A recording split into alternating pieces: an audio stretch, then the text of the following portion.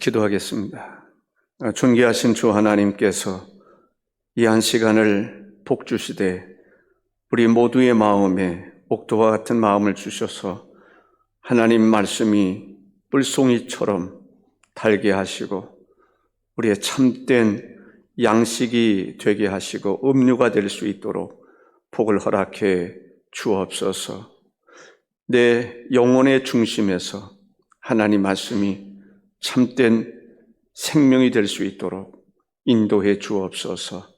예수님의 이름으로 기도하옵나이다. 아멘.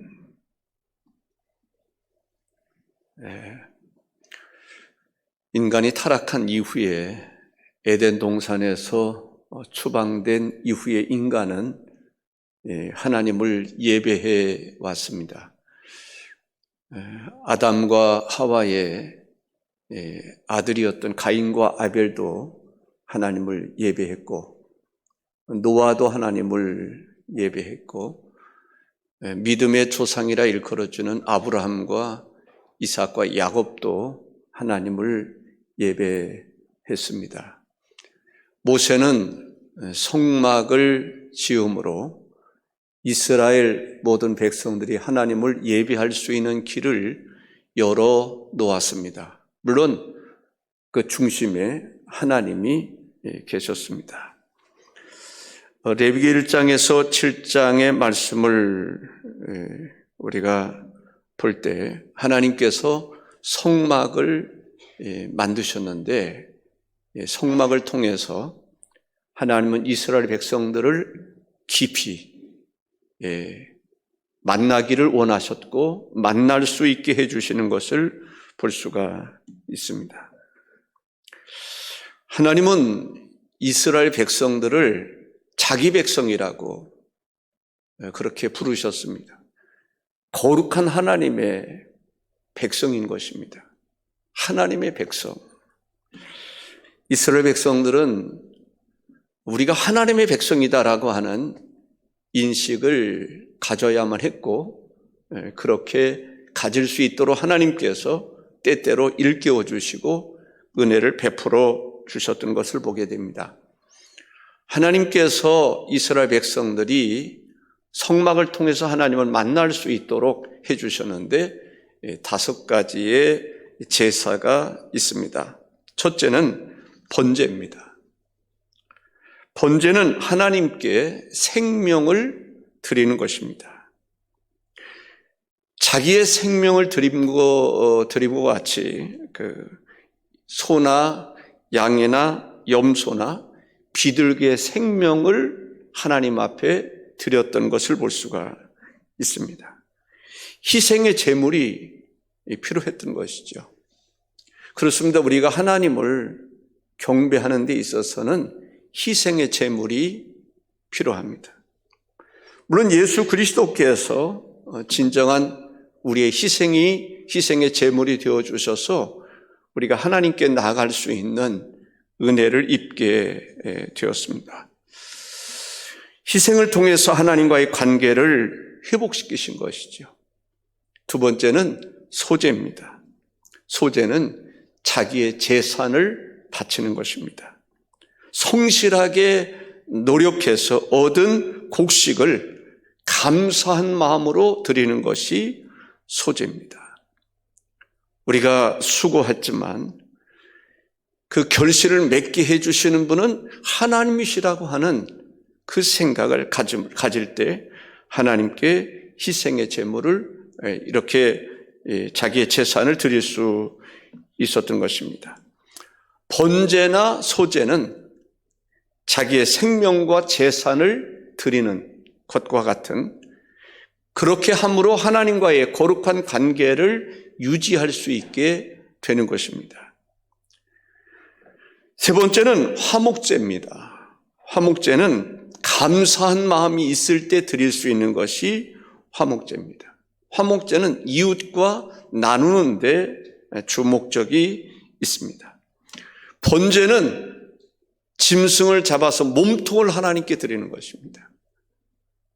그런데 화목제는 몸통은 사람들이 먹고 내장을 하나님 앞에 드리는 것입니다.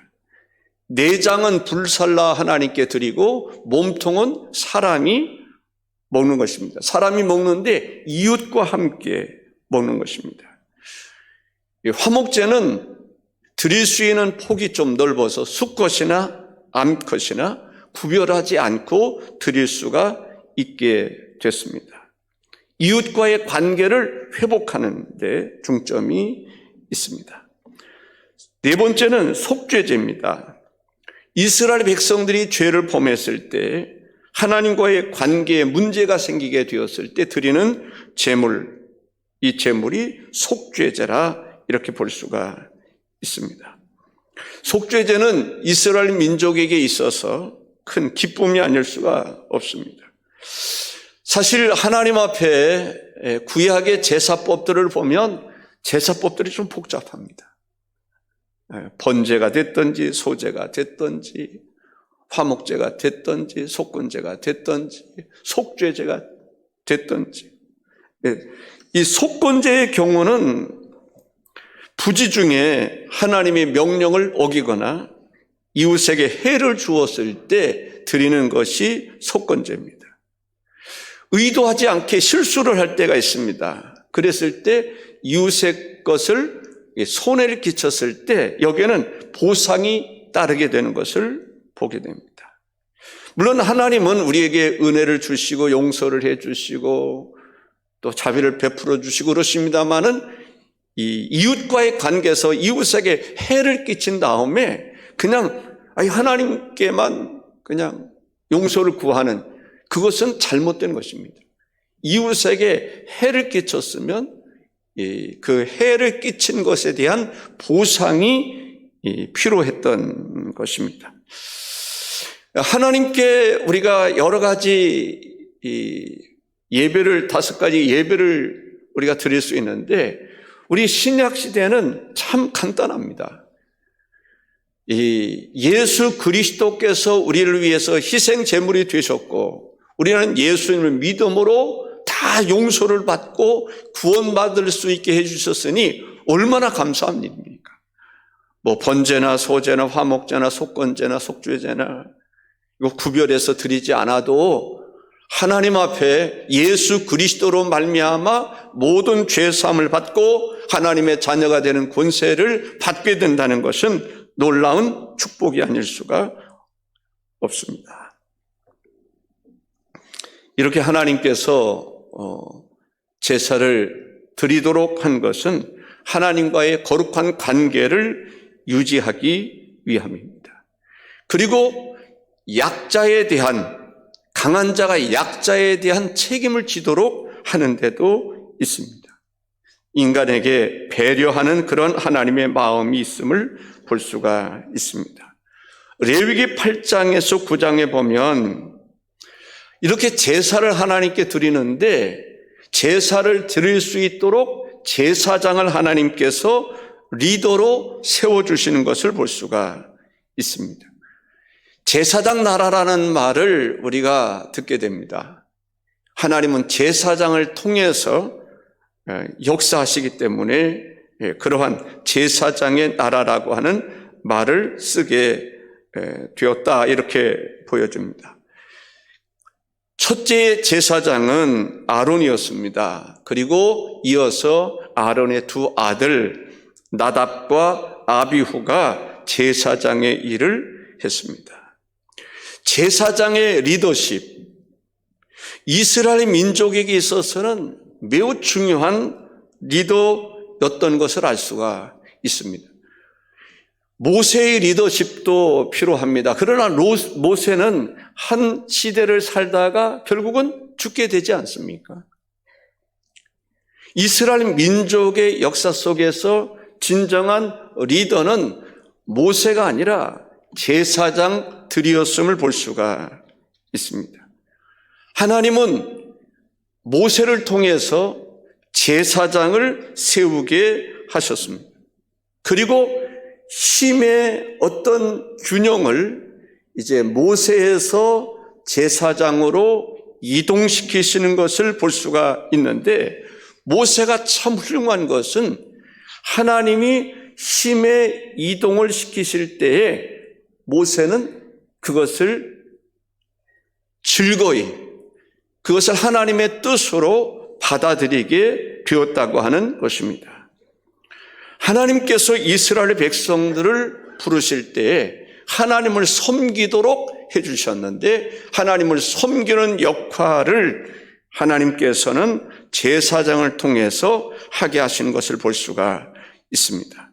우리 출애굽기 8장 1절을 읽어보겠습니다. 여호와께서 모세에게 이르시되 너는 바로에게 가서 그에게 이르기를 여호와의 말씀에 내 백성을 보내라. 그들이 나를 섬길 것이니라. 하나님의 백성된 우리는 하나님을 섬기는 거룩한 하나님의 백성이 되었다는 사실을 늘 기억할 수 있기를 바랍니다. 제사장의 역할도 하나님을 섬기는 역할이었습니다. 아론이 하나님께 첫 제사를 드리게 되는 것을 보게 됩니다. 이 첫 제사라고 하는 것은 매우 중요한 일입니다. 아론이 하나님 앞에서 첫 제사를 드릴 때 얼마나 긴장했을까요? 아론만 긴장한 것은 아닐 것입니다. 모세도 긴장했을 거예요. 하나님이 첫 제사를 받으실까? 어떻게 받으실까? 이스라엘 백성들도 아론의 첫 제사에 집중했으리라고 생각을 합니다. 만일에 하나님께서 그 제사를 연락해 주지 않는다고 한다면 어떻게 되었을까요? 하나님이 그 제사를 거부했다고 한다면 어땠을까요? 손에 땀을 쥐고 그 아론의 첫 제사를 지켜보았을 것입니다. 그런데 하나님께서 그 첫 제사를 받으신 것입니다. 레위기 9장 22절에서 24절을 한번 읽어보겠습니다. 아론이 백성을 향하여 손을 들어 축복함으로 속죄제와 번제와 화목제를 마치고 내려오니라. 모세와 아론이 회막에 들어갔다가 나와서 백성에게 축복하며 여호와의 영광이 온 백성에게 나타나며 불이 여호와 앞에서 나와 제단 위에 번제물과 기름을 사른지라 온 백성이 이를 보고 소리 지르며 엎드렸더라. 하나님께서 아론의 첫 제사에 응답해 주셨던 것을 볼 수가 있습니다. 좀 전에 말씀드렸던 것처럼 하나님은 제사장을 통해서 하나님께서 예배를 받으시고 제사장을 통해서 하나님과 이스라엘 민족과의 관계 속에서 일하게 하셨던 것을 볼 수가 있습니다. 모세가 이스라엘의 지도자였습니다. 여기가 매우 중요한 거예요. 모든 것의 초점, 모든 것의 관심, 이스라엘 하면은 모세를 생각하게 되었습니다. 그런데 이 마치 큰 힘이 이동하는 것을 볼 수가 있습니다. 모세에게서 제사장에게로. 출애굽할 때에는 아론이 그렇게 중요하게 여겨지지 않았습니다. 아론의 아들들 그렇게 중요하게 생각되지 않았습니다. 그런데 하나님께서 제사장 제도, 제사장 나라를 세워가는 과정 속에서 보면 하나님의 관심이, 또 이스라엘 백성들이 볼 때 관심이 모세에게서 제사장에게로 이동하는 것을 볼 수가 있습니다. 모세만 쳐다봤었는데 이제 사람들이 번제를 드리고 소제를 드리고 화목제나 속건제나 속죄제를 드릴 때 누구를 쳐다보게 됩니까? 누구에게 찾아가게 됩니까? 제사장에게 찾아가게 됩니다. 어떤 권력이 이동했을 때 사람들이 모세를 바라보다가 아론을 바라보게 됐을 때 모세는 조금 소외감을 느낄 수가 있습니다. 사람이기 때문에. 그런데 모세가 훌륭하게 된 것은, 또 훌륭한 사람이라고 평가할 수 있는 것은 그 힘이 이동해 갈 때 모세는 그것을 수용했다라는 것입니다. 용납했다는 것입니다. 받아들였다는 것입니다. 그것 때문에 속상하거나 그것 때문에 섭섭하지 않았다라는 것입니다. 그것이 바로 하나님의 섭리요, 하나님의 계획이요, 하나님의 뜻인 것을 깨달았기 때문입니다. 우리가 잘 아는 대로 이스라엘의 초대 왕이 사울이었습니다. 골리앗과의 전쟁이 일어났습니다. 아말렉과의 전쟁. 이 골리앗과의 전쟁이 일어났습니다. 골리앗을 상대할 그 누구도 없었습니다. 그런데 다윗이 나타나서 골리앗을 물리치게 됩니다. 그때 전쟁이 블레셋과의 전쟁이죠? 블레셋과의 전쟁이죠. 그랬을 때 여인들이 무슨 얘기를 합니까? 다윗에 대해서는 만만이라고 말하고 사울에 대해서는 천천이라고 말합니다. 다윗이 위대하다는 거예요. 사실 골리앗과의 싸움에서 이길 수 있었던 것은 사울이 아니었습니다. 다윗이었습니다. 그런데 그것 때문에 사울이 섭섭합니다. 두려워합니다. 권력이 이동할까 봐. 권력이 아들에게서 다윗에게로 이동할까 봐 두려워서 다윗을 죽이려고 자기 사위이기도 했습니다. 얼마나 다윗을 죽이려고 그럽니까? 그만큼 권력이라고 하는 것은 욕심이 대단한 거죠. 그런데 어떻습니까? 지금 모세는 그 권력이 이동하는 것을 보고 그것이 하나님의 뜻이라고 하는 것을 받아들이면서 용납했다라고 하는 것입니다. 그리고 아론이 그의 아들들이 제사장의 역할을 잘 할 수 있도록 도와주었다라고 하는 것을 볼 수가 있습니다. 대통령이 바뀌죠. 문재인 대통령으로부터 정권이 이양되게 됩니다. 윤석열로 바뀌게 됩니다. 그랬을 때에 사울과 같은 경우라면 뭔가 브레이크를 거는 거예요. 더 잘할 수 있도록 도와주거나 협력하지 않는 거예요. 그런데 모세의 경우는 어떻습니까? 잘할 수 있도록 나라를 바로 세워갈 수 있도록 나라의 유익을 위해서 정권이 이양되는 그 과정을 잘 도와주는 거예요. 그런 면에서 모세가 위대하다, 훌륭하다라고 하는 것을 알 수가 있습니다. 제사장의 직무라고 하는 것은 생명을 담보하는 직무라고 하는 것을 알 수가 있습니다. 이스라엘에 큰 충격이 생겼습니다. 충격적인 사건이 일어났습니다. 아론의 두 아들 나답과 아비후가 하나님 앞에 번제를 드릴 때에 하나님이 받으실 때가 있었는데 어느 날 보니까 하늘에서 불이 내려서 나답과 아비후를 태워 죽인 거예요. 하늘에서 불이 내려서 번제물을 살라야 되는데 태워줘야 되는데 이제 번제물을 태운 것이 아니라 아론의 두 아들들을 죽여버린 거예요. 왜 그러셨을까? 첫 번째 제사를 드렸을 때는 하나님께서 잘 받으셨는데 왜 하나님께서 제물을 받지 아니하시고 두 아들을 불로 태워 죽였을까?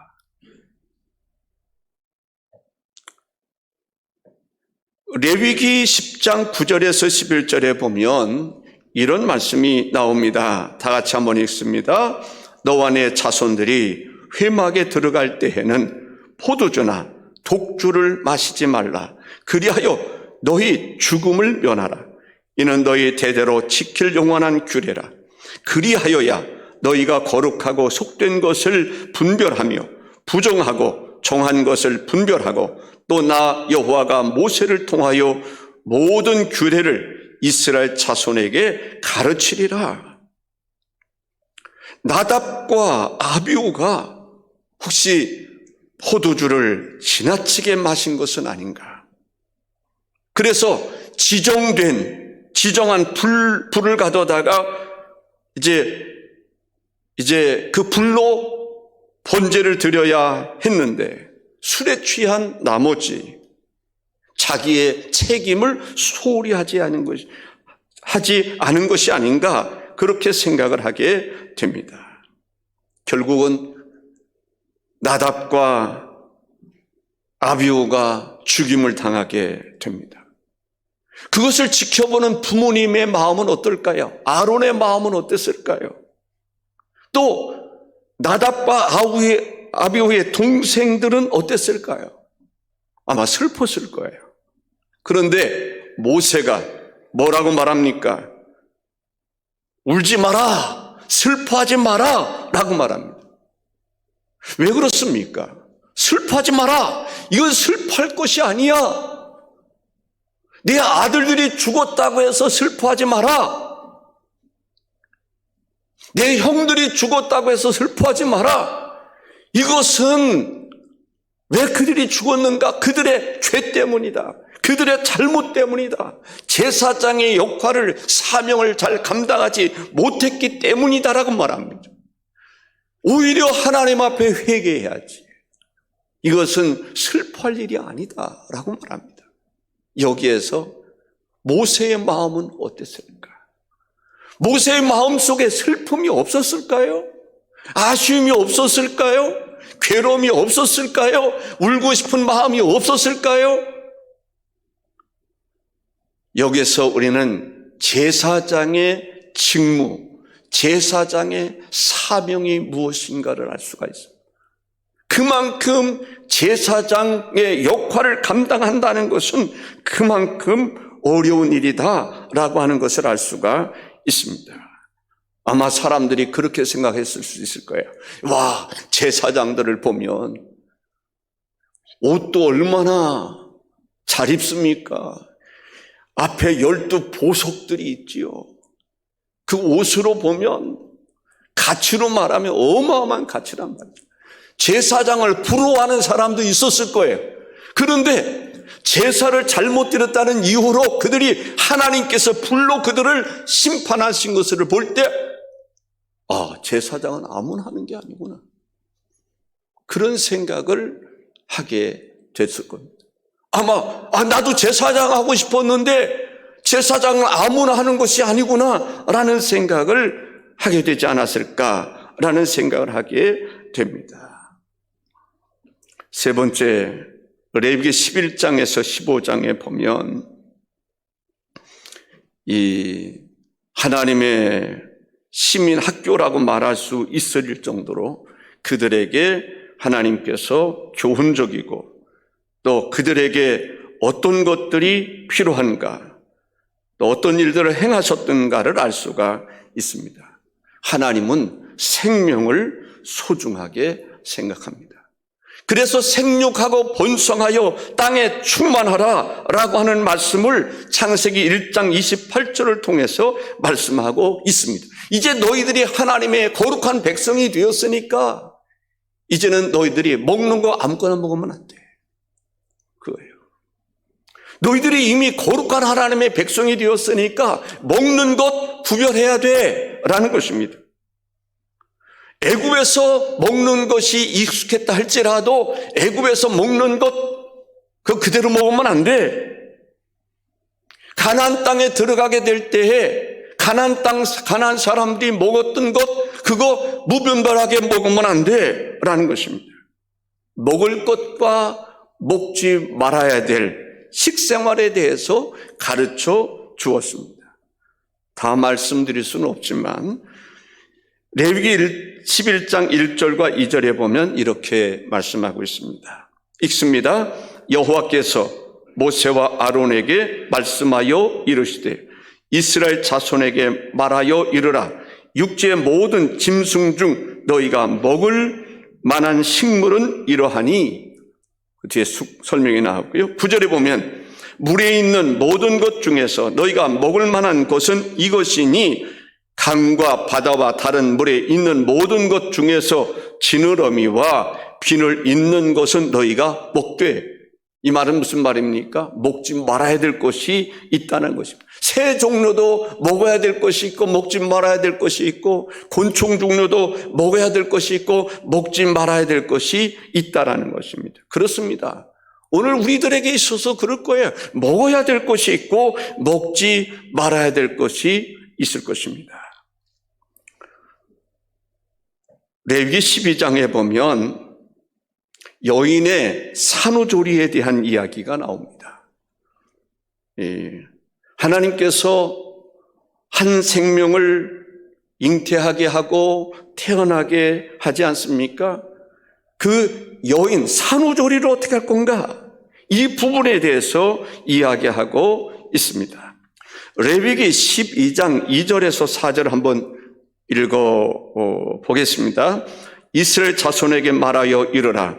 여인이 임신하여 남자를 낳으면 그는 이래 동안 부정하리니 곧 월경할 때와 같이 부정할 것이며 8째 날에는 그 아이의 포피를 벨 것이요 그 여인은 아직도 33일을 지내야 산열이 깨끗하리니 정결하게 되는 기한이 차기 전에는 성물을 만지지도 말며 성소에 들어가지도 말 것이며 여인들의 산후조리가 잘 되지 않으면 어떨까요? 고생 많이 하지 않습니까? 하나님께서 특별히 여인들에 대해서 배려해 주신 것을 볼 수가 있습니다.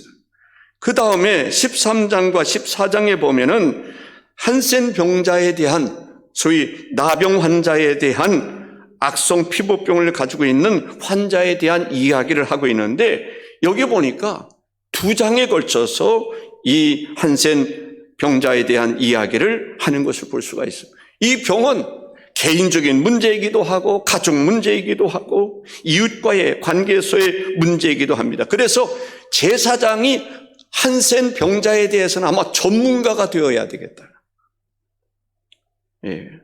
그런데 이들에 대해서 격리해야 되는데 격리는 영원한 것이 아닙니다. 결국 하나님으로부터 어떤 것으로부터 치유받았을 때 그들을 어떻게 받아들일 것인가에 대한 이야기를 하고 있습니다. 또 한 가지는 성생활입니다.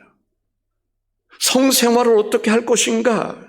성생활은 하나님께서 우리 인간에게 주신 놀라운 아름다운 선물이요 축복입니다. 성생활을 통해서 생육하고 번성할 수 있습니다. 충만할 수 있습니다. 그런데 이것이 잘못되었을 때는 어떻게 할 것인가?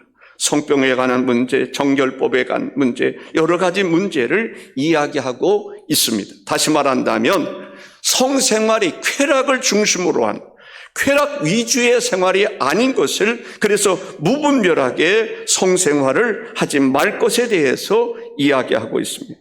서로 조심하고 깨끗하게 해야 되고 라는 것입니다. 그 다음에 16장에 보면은 다시 제사장의 사역을 이야기하고 있습니다. 제사장의 사역은 하나님과 이스라엘 백성들과의 관계에서의 역할을 볼 수가 있습니다. 자기의 책임이 얼마나 중요한가를 알아야 할 것입니다. 자기의 책임에 따라서 이스라엘의 어떤 그 역사가 바뀌어지지 않습니까? 이 제사장의 역할이 그만큼 중요한 것입니다. 나답과 아비후의 잘못된 제사로 인해서 그뿐만 아니라 이스라엘에 영향을 끼쳤던 것처럼, 그래서 이 나답과 아비후가 죽고 이제 셋째, 넷째 아들인 엘리야살과 이다말이 이제 제사장이 되게 되는 것을 볼 수가 있습니다. 그때 나답과 아비후가 죽은 다음에 누가 제사장 역할을 하고 싶은 마음이 있겠어요? 얼마나 두렵겠어요? 생각해 보세요. 이건 우연히 죽은 것이 아니잖아요. 이건 분명히 하나님으로부터 내리는 하나님의 엄중한 심판이라고도 볼 수 있고 징계라고도 볼 수 있는 것이 아닙니까? 그래서 이러한 것이 다시 재발하지 않기 위해서 제사장들이 성소에 들어가기 전에 이제 먼저 속죄제를 드리게 되는 것을 볼 수가 있습니다. 자신을 위해서 속죄제를 드리는 거예요. 왜? 자기도 죽을 수도 있잖아요. 다시 말한다면 하나님 앞에 제사장의 역할을 감당하기 전에 자기 반성의 기회를 삼으라는 거예요. 또 지성소에 들어갈 때는 1년에 한 차례 들어갈 수 있도록 해 주었습니다. 그래서 제사장이 아마 죽을 수 있는 그러한 이 위험성이라고 그럴까요? 그런 위험성을 줄여주시기 위한 것이 아닐까라는 생각이 듭니다. 레위기 16장 34절에 이렇게 말씀합니다. 다 같이 읽습니다. 이는 너희가 영원히 지킬 규례라. 이스라엘 자손의 모든 죄를 위하여 1년에 한 번 속죄할 것이니라. 아론이 여호와께서 모세에게 명령하신 대로 행하니라 했습니다. 1년에 한 차례, 매년 7월 10일 속죄일에 이스라엘 백성들을 위해서 들어가는 것을 볼 수가 있습니다. 레위기 16장 29절에 보면 너희는 영원히 이 규례를 지킬지니라. 7째 달 곧 그 달 10일에 너희는 스스로 괴롭게 하고 아무 일도 하지 말되 본토인이든지 너희 중에 거리워하는 거류민이든지 그리하라 했습니다. 이 속죄일은 이스라엘 전체가 참여하는 그러한 날이기도 하고 또 그랬을 때 주시는 하나님의 축복이 이스라엘 전체에게 임하는 것을 볼 수가 있습니다. 네 번째, 레위기 17장, 18장, 20장, 24절을 보면은 이제 거룩한 하나님의 백성들이 되었으니 이제 우리는 어떻게 살아가야 될 것인가? 잘못된 전통과 풍속을 쫓지 말아야 한다는 것입니다. 잘못된 것을 쫓지 말아야 된다. 이스라엘 백성들에게 하나님이 조심해야 될 것에 대해서 알려주셨다 그러면 어떤 것이 있을까요? 이제 애굽의 문화를 끊어버리는 것입니다. 아직도 그들이 애굽의 문화를 잊지 못하고, 왜? 거기에서 길들여져 있는 사람들이 있지 않습니까? 애굽의 문화를 버리는 것입니다. 그리고 가나안 땅의 문화를 버려야 됩니다. 가나안 민족이 가나안 땅의 7 족속이 왜 하나님의 심판을 받아야 했을까요? 왜 죽임을 당해야 했을까요? 그들의 문화가 하나님의 심판을 받아 마땅한 문화였기 때문에 그런 것입니다. 그것은 가나안 사람들에게만 해당되는 게 아닙니다. 이스라엘 사람들도 너희들도 가나안 사람들처럼 그리 되면 너희들도 마찬가지다라는 것입니다. 그들이 가나안에서 추방당하고 쫓겨나고 죽임을 당하고 바벨론의 포로가 되고 이랬던 그 결과가 그러한 원인은 어디에 있을까요? 그들이 하나님께 범죄했을 때, 하나님의 거룩한 백성이라 할지라도, 하나님의 시민이라 할지라도 하나님의 법에 위배된 삶을 살면 거기에 대해서 하나님은 공의의 하나님께서 심판하신다는 거예요. 거룩한 하나님의 백성이라 할지라도 그들이 하나님의 뜻을 거역하면, 믿지 아니하면, 예수 그리스도를 영접지 아니하면 그들에게도 하나님의 진노가 임한다고 하는 사실입니다. 레위기 18장 24절과 25절이 이렇게 말씀합니다. 너희는 이 모든 일로 스스로 더럽히지 말라. 내가 너희 앞에서 쫓아내는 민족들이 이 모든 일로 말미암아 더러워졌고 그 땅도 더러워졌으므로 내가 그 악으로 말미암아 보라고 그 땅도 스스로 그 주민을 토하여 내니니라 했습니다. 하나님을 악한 하나님으로 오해하는 경우들이 있었을 거예요. 왜 가나안의 족속들을 그렇게 죽이게 하셨는가? 왜 하나님이 그러셨는가? 그들이 죽어 마땅하였기 때문에 그렇습니다. 만일에 이스라엘 백성들을 그렇게 그들처럼 행동하면 너희들도 동일한 심판을 받게 될 것이다 라는 것입니다. 레위기 20장에 보면은 반드시 죽여야 될 사람들에 대한 이야기가 나옵니다. 여러 가지가 나오는데 그 중에 한 구절을 선택해 봤습니다. 그 자식을 우상인 몰렉에게 바치는 자는 반드시 죽이라고 2절에 말씀하고 있고, 접신한 자나 박수 무당을 음란하게 따르는 자는 돌로 치라고 말씀합니다.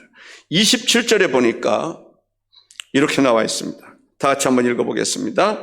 남자나 여자가 접신하거나 박수무당이 되거든 반드시 죽일지니 곧 돌로 그를 치라. 그들의 피가 자기들에게로 돌아가리라 했습니다. 또 성경에 보면은 레위기 20장 26절에 너희는 나에게 거룩할지어다. 이는 나 여호와가 거룩하고 내가 또 너희를 나의 소유로 삼으려고 너희를 만민 중에서 구별하였음이니라 했습니다. 거룩이라는 말을 사용하고 있어요. 하나님은 거룩하시다. 너희도 거룩하라 라는 것입니다. 이 거룩이라는 게 뭘까? 네. 레위기 19장 2절에 너는 이스라엘 자손의 온 회중에게 말하여 이르라. 너희는 거룩하라. 이는 나 여호와 너희 하나님이 거룩함이니라 했습니다. 거룩이라는 말. 이스라엘 백성들은 거룩해야만 했습니다. 제사를 지낸 후에 제처리를 잘 해야 됐습니다. 그것이 바로 거룩입니다. 농사를 지었을 때 농사를 지은 다음에 수확물을 잘 처리해야 했습니다. 그것이 거룩입니다. 인부를 쓰고 삭을 제대로 줘야 됐습니다. 그것이 바로 거룩입니다. 장애인들을 어떻게 대할 것인가? 장애인들을 잘 대해주는 것이 거룩이고 노인들을 잘 공경하는 것이 거룩이고 이방인들, 외국인들에 대해서 그들에게 배려해 주는 것이 거룩입니다. 거룩이라는 게 뭐냐? 거룩이라고 하는 것은 사랑이라는 말로 표현할 수가 있습니다. 이웃을 사랑하는 것이 거룩입니다. 하나님을 사랑하는 것이 거룩이라고 하는 것입니다. 레위기 19장 18절에 원수를 갚지 말며 동포를 원망하지 말며 내 이웃 사랑하기를 내 자신과 같이 사랑하라. 나는 여호와이니라 했습니다. 어디서 많이 들어보던 소리죠? 내 이웃 사랑하기를 내 자신과 같이 하라. 신약에서도 예수님이 말씀합니다. 내 이웃을 내 자신과 같이 사랑하라. 이 바로 사랑하는 것이 거룩입니다. 이웃을 내 몸처럼 사랑하는 것이 거룩입니다. 주님이 말씀하십니다. 이웃을 사랑하라. 누구처럼 사랑하냐? 자기 자신처럼 사랑하라는 거예요. 사람이 농사를 짓습니다. 한 톨이라도 손실이 되지 않도록 부지런히 이삭도 줍고 열심히 수확하는 것을 볼 수가 있습니다. 누구든지 내가 가질 수 있는 것은 갖고 싶은 것이 우리들의 마음입니다. 그런데 내가 갖고 싶은 것을 내가 다 갖고 싶은 것이 우리들의 마음이지만은 하나님은 어떠한 삶을 살아가기를 원하냐면 너에게 있어서 이웃이지 않느냐라는 거죠. 물론 내가 농사를 지었으니 내가 돈을 벌었으니 내가 다 쓸 수 있겠죠. 그것이 자기의 권리라고 생각할지 모릅니다. 그런 사람을 거룩한 사람이라고 말하지 않을 것입니다. 거룩이라고 하는 것은 무슨 영적이고 신령하고 뭐 이런 것만 거룩이라고 말할 수 있을까요? 이웃을 사랑하는 것입니다. 위로 하나님을 사랑하는 것입니다. 하나님의 말씀을 지켜 행하는 것입니다. 이것이 거룩인 것입니다. 성경에 보면은 농사를 짓습니다. 예를 들어서 포도 농사를 짓습니다. 포도를 수확을 합니다. 근데 수확을 한 다음에 나머지는 남겨두라고 말합니다. 그것을 남겨둘 때 나그네들이 배고픈 나그네들이 또 배고픈 가난한 사람들이 그것을 따먹을 수 있습니다. 그것이 바로 거룩이라는 것이죠. 거룩한 하나님의 백성들, 거룩한 하나님의 자녀들이 지켜야 될 일이라고 이야기하고 있습니다. 서로의 공동체를 돌아보는 것입니다. 이것이 바로 제사장, 나라, 하나님의 백성들이 해야 할 일입니다. 제사장들은 특혜가 있습니다. 성물을 먹을 수 있는 그런 특혜가 있습니다. 이스라엘 백성들이 정성껏 하나님 앞에 예물을 드립니다. 오늘도 우리는 말하면 하나님께 헌금을 드립니다. 공물을 드립니다. 무엇을 또 드립니다. 그것을 쓸 수 있는, 먹을 수 있는 권한이 누구에게 있느냐? 그 일부를 먹을 수 있는 것이 제사장에게 있다라고 하는 것입니다. 물론 드리는 사람들은 하나님이 기뻐하시는 제물로 하나님 앞에 드릴 수 있어야 됩니다. 그런데 드려지는 그 제물을 먹을 수 있는 것이 제사장에게 있습니다. 예를 들어서 하나님 앞에 10의 1조를 드립니다. 근데 10의 1조를 드릴 때에 그 11조를 먹을 수 있는 것, 소유할 수 있는 것, 쓸 수 있는 것이 누구에게 주어집니까? 제사장에게 주어지는 것입니다. 레위기 27장 30절을 한번 다 같이 읽어보겠습니다. 그리고 그 땅에 10분의 1 여기 안 나오나요? 나오는 것 같은데 좀 같이 한번 읽어보십시다. 그리고 그 땅의 10분의 1 곧 그 땅의 곡식이나 나무의 열매는 그 10분의 1은 여호와의 것이니 여호와의 성물이라 했습니다. 그 성물을 먹을 수 있는 사람이, 쓸 수 있는 사람이 제사장입니다. 그런데 그렇다고 한다면 하나님께 드려진 것을 먹을 수 있는 사람이 해야 할 일이 무엇입니까? 바로 이스라엘 백성들을 위해서 영적인 일을 잘 감당하는 것입니다. 그래서 이스라엘 백성들이 하나님 말씀에 든든히 설 수 있도록 하는 것이죠. 레위기 23장, 25장에서 보면은 절기에 대한 말씀을 하는 것을 볼 수가 있습니다. 이 절기, 여러 절기가 있습니다. 안식일, 유월절, 무교절, 또 속죄일, 초막절, 이런 절기들이 있습니다. 그 절기는 하나님 중심입니다. 약자 중심입니다. 인간 중심입니다. 여기서 우리가 중요한 것을 발견할 수가 있습니다. 이스라엘의 절기를 보면은 쉬라는 것입니다. 쉬는 문화예요. 이스라엘 하나님은 정말 멋있는 하나님이에요. 엿새 동안 일하고 나서 하루 쉬어. 6년 동안 일하고 나서 또 1년 쉬어. 47째 49년 일하고 나서 또 희년에 또 쉬라고 말씀합니다. 아무것도 일하지 말라는 것입니다. 누구까지? 집에 노예까지도, 약자까지도 다 쉬라고 하시는 것을 볼 수가 있습니다. 성경에 보면은 땅을 정복하라는 말씀이 있습니다. 정복이라는 게 뭘까요? 우리가 땅을 정복할 수 있는 일꾼이 되어야 됩니다. 하나님의 종들이 될 수 있어야 됩니다. 이 땅을 잘 관리할 수 있어야 됩니다. 이 땅을 잘 관리하기 위해서는 뭐를 해야 돼요? 그 중에 하나가 쉬어야 돼요. 약자를 돌아볼 수 있어야 돼요. 힘이 없는 자를 돌아볼 수 있어야 돼요. 그래야 평안한 나라가 될 수 있습니다. 행복한 나라가 될 수 있습니다. 우리가 왜 병이 듭니까? 좀 쉬지 못해서 그런 거 아닐까요? 안식일도 좀 쉬고 푹 쉬고 6년 동안 일하고 안식년도 가져서 푹 1년 동안 또 쉬기도 하고 그냥 쉬는 것만 하지 말고 쉬면서 하나님과의 관계 속에서 관계가 흐트러진 것 다시 회복도 하고 영적으로 바로 서기도 하고 레위기 25장 55절에 이스라엘 자손은 나의 종들이 됨이라 그들은 내가 애굽 땅에서 인도하여 낸 내 종이요 나는 너희의 하나님 여호와이니라 했습니다.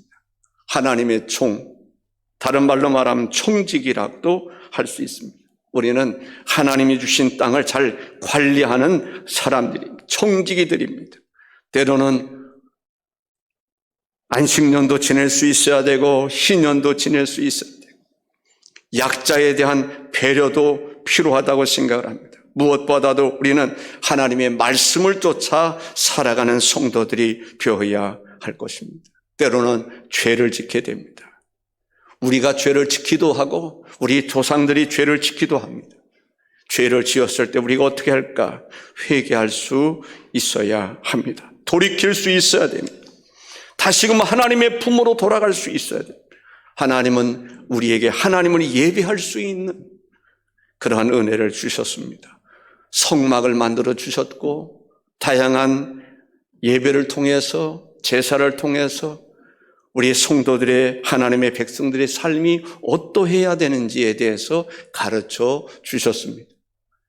우리는 번제가 됐든지 소제가 됐든지 화목제가 됐든지 속건제가 됐든지 속죄제 이 의미를 잘 새겨볼 수 있어야 돼요.